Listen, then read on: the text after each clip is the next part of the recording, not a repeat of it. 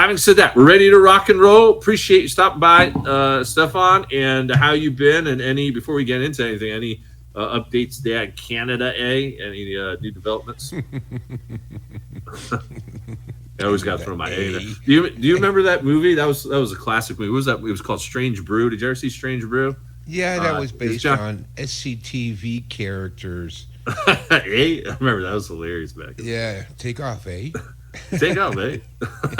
Was that John Candy and who? Rick Moranis or something? That's right, John Candy and Rick Moranis. They played SCTV, which was sort of like an improv club here in Toronto at the old Firehouse. Was it? Okay, I didn't know that. Yeah, old Firehouse Theater, which was actually an old firehouse, and they converted it into a theater, and they did live improv, and that's where they got their start, SCTV. Wow. And then they made the movie based on the characters that they always portrayed. Oh, okay. I didn't know that. Yeah. All right. Interesting. Yeah, Doug McKenzie, and yeah. Yeah, no, there's nothing new here in Canada, just shipping in more and more Indians. That's great. Looks like Tim Hortons is having financial trouble. Tim Hortons is the big donut and coffee chain here in Canada, but they decided to get rid of all their white employees and hire exclusively Indians because the government pays 70% of the wages. Did I mention that last week? Yeah, no, I don't think you did. Yeah, well, that's the Canadian government will pay 70% of the wages for employees that come from India. So all these chain fast food chains and all the the Circle K's and the gas stations and it's all Indians. It's all Indians now. So they fire all the white people. And but wait a minute, they still steal the white people's tax money, and they use that tax money to pay Indians to take their jobs. This is how our government works here in Canada. They're so helpful. as most helpful governments, right? They're here to help us. We're here to help you. Yeah, the only trouble is, we have a homeless crisis in Canada, and winter's coming, and where are these people going to go? But we won't do anything for the homeless people who happen to be mostly, almost exclusively white people. That's okay. They can freeze to death in the sub-zero temperatures here in Canada, but we're going to take your tax money and we're going to give it to people from another country that never paid a dime in taxes. Not only that, they never did anything for Canada. What did India do for Canada ever? Nothing. We have community groups here, representing the Polacks and the Latvians and the Lithuanians and the Dutch and the Germans. But guess what? The Polish, the Dutch, the Latvians, and Lithuanians actually contributed to Canada throughout our mutual history. They supported us. They were allies during the war. And so, I don't mind it too much. Besides, they're white. White is right. But now they hired all these, we call them Pajeets here now. And they're having mass gang battles in the streets. And they've taken over, for example, Tim Hortons. We now call it Sing Hortons. And guess what? Sing Hortons is losing a lot of money because people stopped going there. Well, why did they stop going there? Tim Hortons used to have a good reputation. Their pretty good food.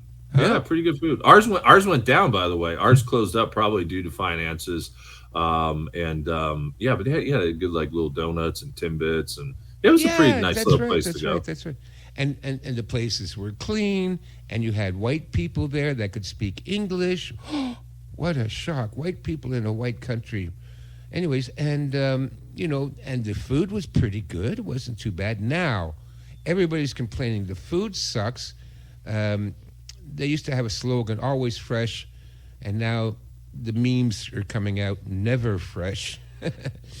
No, it was ever fresh, now it's never fresh. So the quality of food is tanked considerably. People won't eat there anymore because the quality of food sucks. Besides, you can't get an correct order anyways, because you drive up, you say, I wanted this and that, and then I can't do the Pajit accent. It's another guy who's really good at it. Excuse me? No, I'm sorry, I can't understand you. I just want a coffee. Anyways, after Multiculturalism. That's a little. You get the number 4 multiculturalism meal. Yeah, The number 4 the unhappy meal. Give me the unhappy meal. Give me the pissed off with immigration meal. I want that one. And so you can't order. The restaurants are shabby. They're looking dirty, and the food sucks. And they're losing business, and they're going bankrupt. But the government pays for their employees. 70% of my tax dollar goes to pay for illegal immigrants to come here and take jobs. Now, here in the small town where I live, we have a Tim Hortons, and it's still white. Again, this is a little oasis, this small town. Most people are still white. We don't have the housing projects yet. They're working on it. They're going to bring them in. And you go to any restaurant or chain of, the Circle K is all Pajits now, but my friend's daughters work at Tim Hortons. They're 17, 18, 19-year-old. That's who used to work there, teenage people, but they were white, so they were competent. And so Tim Hortons is going under. Good. Go under. Bastards. Traitors.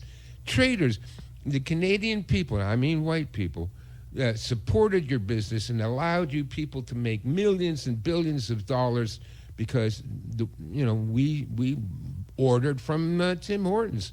Now it's not happening anymore because Tim Hortons betrayed their country by hiring all these immigrants, and now the immigrants do what they always do: destroy everywhere they go. Everything they touch turns to shit. And okay, so now your Tim Hortons restaurant is shit. Thank you very much. Go bankrupt, you. Now, do you guys have up there in Canada like a similar program to us, where on the hard left they call it Build Back Better, and then on the false right side, you got MAGA, Make America Great Again. Do you have something like that? Because obviously the New World Order, the Freemasonic mantra of chaos, out of chaos comes order. So we know it's about to get crazy here. Like it's like everything's going to hit us at once. But then, of course, the Luciferians come behind that and basically say, well, we can do it better. So I'm wondering what the golden era will have for us with Tim Hortons.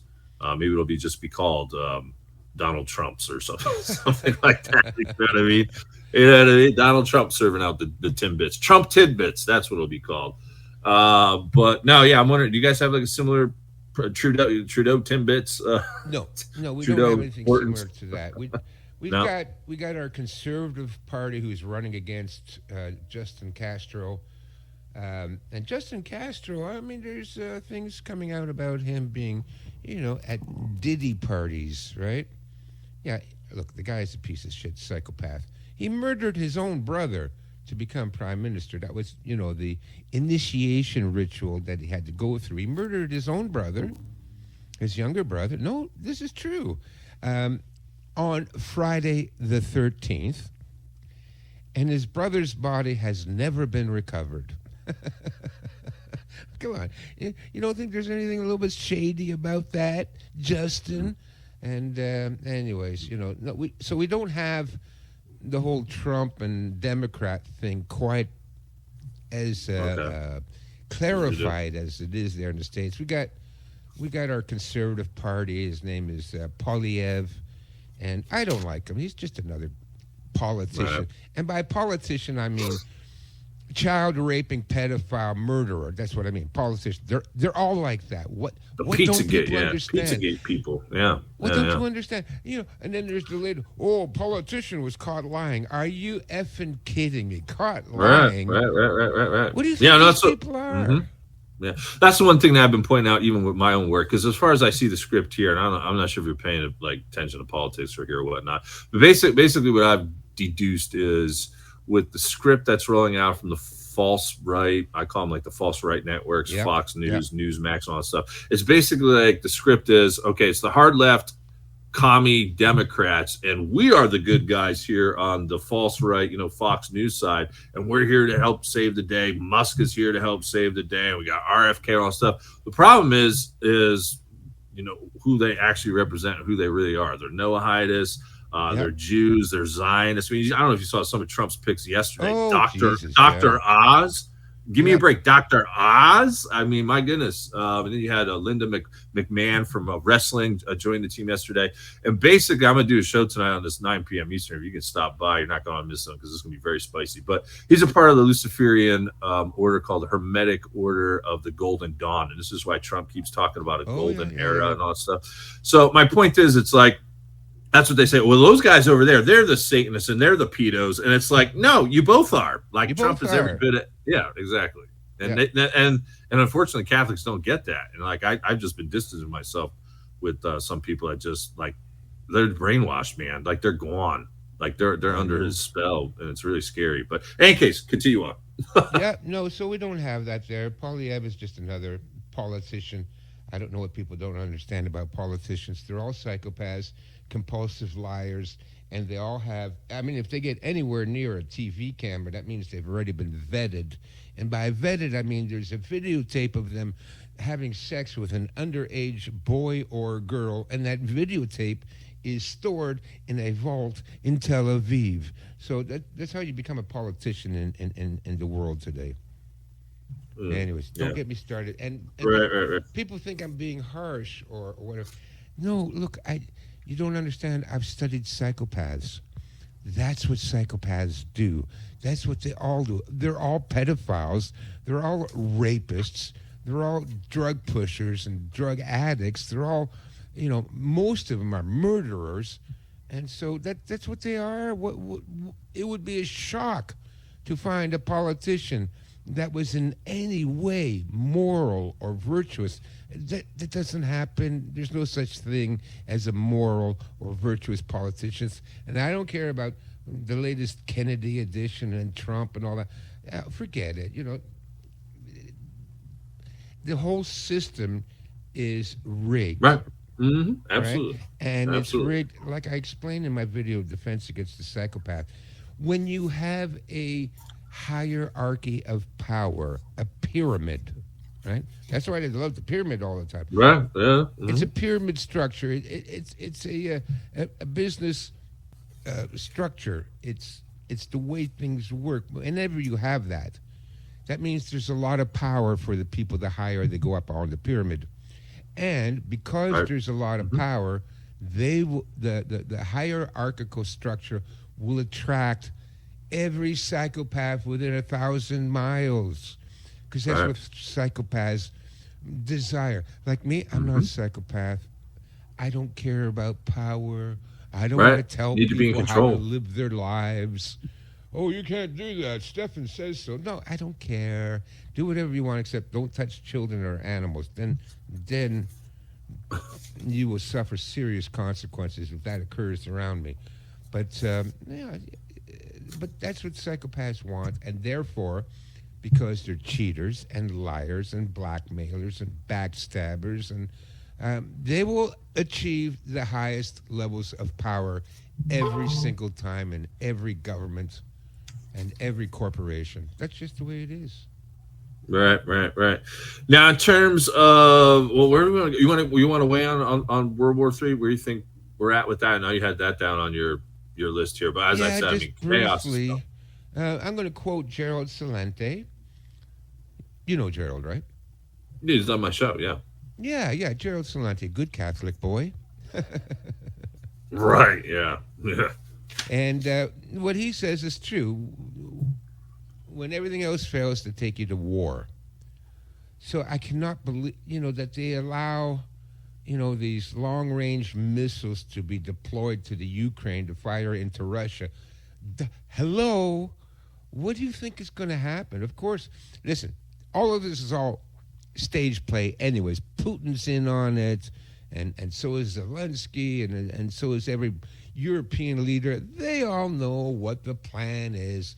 We're going to, pretend to start World War III and really start World War III, and Putin's in on it. Everybody's in on it, but we have to go through these stages, and so we got to fire some, ICBMs into Russia from the United States, and then Putin is justified to, light off a couple of nukes. It's all script. Mm-hmm. And there we go. And would I put it past the Democrats to start a war in the last month that they're in power? Dark winter script. Yeah, no, I've been worrying about that for 3 or 4 years. Dark winter script, man. Yeah, absolutely. Yeah, dark winter script. So they start the war, and then luckily they're out of power. They're out of office, so they can't be held responsible, right? So it's like you set fire to the room, or you set fire to the house, and then you run outside quickly. Right, arsonist, yeah. And then Trump's going to come in, and of course everything will be blamed on Trump, which was the whole point of electing him anyways. Trump is a straw man. He represents the last remnant of Norman Rockwell's white America. So every time they go after Trump, it's not Trump. Trump's in their pocket. They know that. But what they're doing by going after Trump is, by innuendo, going after you and me. The straight, white, honest, hardworking white men of America that still have some of the old values. That's what they're doing. Trump is only a straw man for that. It's just somebody to attack. But, it's in my book, The 36 Strategies. Point at the mulberry tree, but attack the apple tree. It's like, you point at one thing and say, oh, bad, bad, bad, bad. But what it really means is we're bad. Straight white males, family people, hardworking, middle-class whites, the few of us that are left, that's what they're really doing. They're shitting on us with all this anti-Trump stuff. I don't like Trump. I don't care about him. But that's why they're after him. It's because it's not him. It's because of us. Anyway, so, World War all kinds. Go ahead. No, I was going to say, all kinds of script writing. There's really a lot of different, a lot of layers to, the whole problem solution thing on both sides. Yeah, but what's interesting, spend too much time on it because we're almost out of time already. Oh my God. Yeah, we got to spend at least 10 minutes on this. But let's talk about prep for dark winter, maybe specifically with vehicle prep. I know I'm working on a new specific bug out bag just in case I got to get out of town when the blackouts occurs. As a matter of fact, there was a movie I saw last night on Amazon Prime. It was actually called Blackout. It kind of talks about some of the things I've been worrying about, and just think about if it's an extended blackout period, how people are going to lose their marbles, even in your own locales kind of thing. So that's something to consider. But what did you want? Yeah, we got about 10 minutes here. We'll go a little bit over, but what's well, I don't have that much to talk about. Okay, so listen, we're looking at winter coming up, and your vehicle is one of your most important survival tools, right? And for winter, you need to winterize your vehicle and to supply it with enough items so that you can survive the winter using your vehicle. I like to watch those true survival stories. They have a lot of them on YouTube, about the people that got lost in the wilderness and how, half of them died and half of them barely survived. And you know how many stories there are about people driving in their car, their GPS goes down, suddenly there's a snowstorm, and they skid off the road, and they're stuck in a ditch, and they don't know where the hell they are, and they got to try and walk back 30 miles through a blizzard. This is to prevent that from happening to you, and that is to keep things in your car. So we talked about the bug-out bags, but let's talk about your car kit. So these are things you should have in your car. And I've mentioned some of these things before, but let's do the full list right now. So if you're listening, get out a pencil and paper and write these items down. This is what you should have in your car. Now, everything that I'm going to put on this list will fit into, like a box, like a small suitcase. And fit it all in that small suitcase, put it in the trunk of your car or in the back of your SUV, and keep that with you all winter long because, again, this is to survive the winter using your number one bug-out vehicle, of course, but also just for everyday use. It's surprising how many people, suddenly they go in the ditch and it's dark, and then the winter comes in. I love nature, but I have a big respect for nature, and I know how quickly the weather can change. You know it too, there living in the Ohio Valley. Mm-hmm. It could be nice and It's warm gonna and snow. It's gonna snow. What are they saying? That's tomorrow. Yeah, we're gonna go from. I think it's supposed to be like 50s. Let me just double check. No, 60s today. We're going from mid 60s to snow tomorrow. yep. Yeah. Oh, Yeah, it yeah, comes yeah. fast. I remember many times being outdoors and it's nice, and then suddenly, I mean, within an hour, you could feel the temperature drop 10 degrees an hour. It just comes in, and boy, it gets really cold really fast. So, if you're driving around, and it's not just for bug outs, but just for everyday commuting or going into town to buy groceries or whatever it is, these are things you should have in your car. And like I said, you can probably put it all in a small suitcase. I just use a cardboard box in the back of the SUV. Okay, so what do we need in the car kit? First of all, in no specific order, a candle. Get one of those big fat candles. It is rumored, and I can't confirm nor deny this, but from what I've read, everybody says it's confirmed. But if you're parked on the side of the road during a snowstorm, a candle can prevent you from freezing to death. A candle gives off about 8 watts of heat power, which is not a lot, but it's enough to raise the temperature inside the cab a couple of the degrees, and that can potentially save you from freezing to death. So a candle. Then a blanket. Get a car blanket. I always carry a car blanket. Um, you know, you run out of gas, or the car breaks down, or the roads are impassable. There's 4-foot snow drift. And how fast can that happen? Now you're stuck on the side of the road. Nobody's coming to help you, and you got to spend the night there or the day there.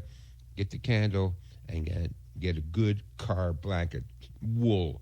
Then, included with that, I've always done this because I learned my lesson when I was young. Oh my God, I learned my lesson when I had a flat tire during minus 40-degree blizzard. Go out there and change your flat tire with no winter coat, no gloves, no hat. Oh my God, it was hell. So what I keep in my car ever since is extra pair of a hat like a wool knit hat, and gloves, and extra socks.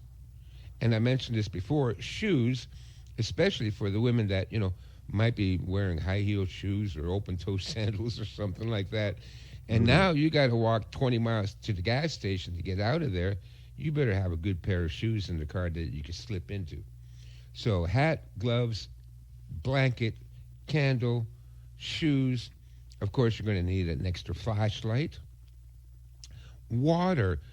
We don't think about putting water in the car. Now, number one, make sure it's in a plastic bottle. So when it freezes, you leave your car parked in the parking lot overnight, all the water in your car will freeze. So make sure it's in a plastic bottle rather than a metal or glass bottle, because those will break when it freezes. Then, the kind of fluids that you need to keep the car going. So, an extra liter of windshield wiper fluid. This has happened to me a couple of times. I'm sure it's happened to you. So suddenly you get into this, this wet snow kind of conditions, and you're driving around the road, and the vehicle in front of you is kicking up the slush.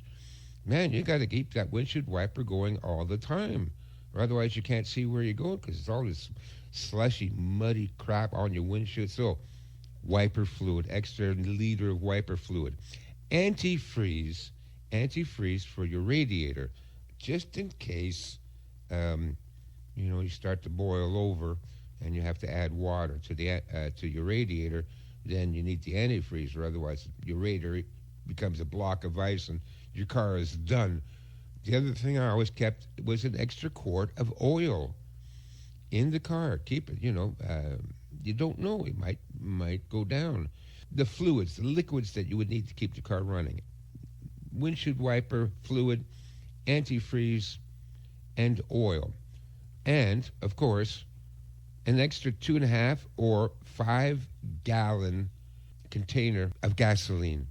An extra 2.5 gallon of gasoline, right? In case you run out of gas. Yeah. You know, all these horror stories about people being stranded at the side of the road and freezing to death because they couldn't escape.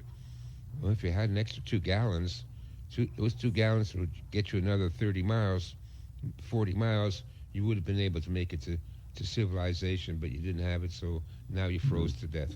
Too bad. Because we don't know when this is going to hit either.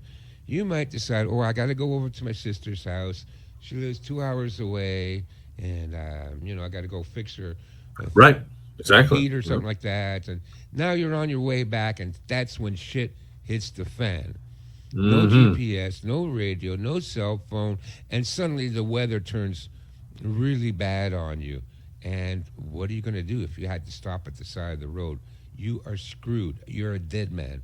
So extra gas. Yeah, extreme extreme temperatures not in winter, but the summertime too could be equally as dangerous. But no, I mean, just talking about this yesterday, my sort of like backup local vehicle actually went down.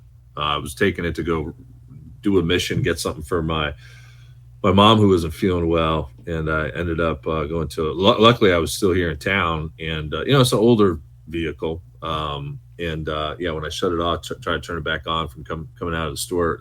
I'm assuming it's the starter. I'm actually waiting to hear back from him to see what the problem is. But it went down. But I thought to myself, and even my mom said, it was like, well, luckily it wasn't in the winter time. And not that I go far places, because I don't. I mean, I just stay basically in town. I don't even drive 15, 20 minutes away, really. But if I had gone away, I mean, that would have been a situation. Yeah, but you know, it's the end of the world, and you might have to go and pick up a sister or your cousin, or right, and they're an hour drive away, and they're all by themselves, and you got to go and help.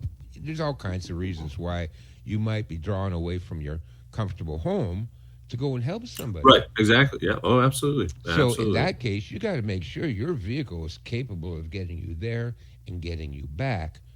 So along those same lines, I always recommend a toolkit, socket wrench kit in the car.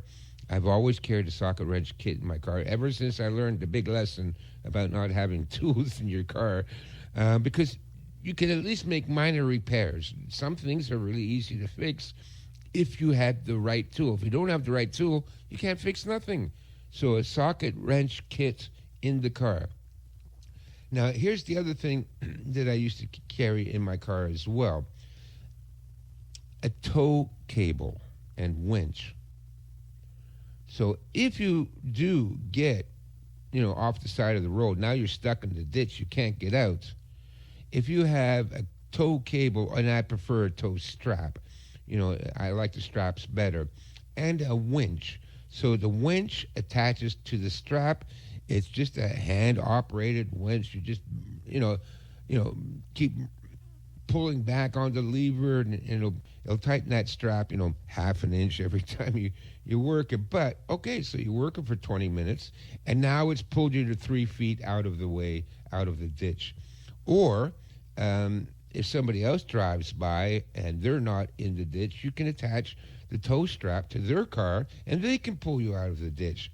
Or let's say you're driving down and you're not in the ditch, but you just had a hurricane and a windstorm and an ice storm.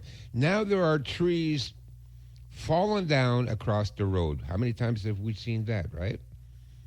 So then at least you have a chance to use the tow strap, wrap it around the trunk of the tree, attach it to your vehicle, back up, pull the tree out of the way so that you can continue along the road.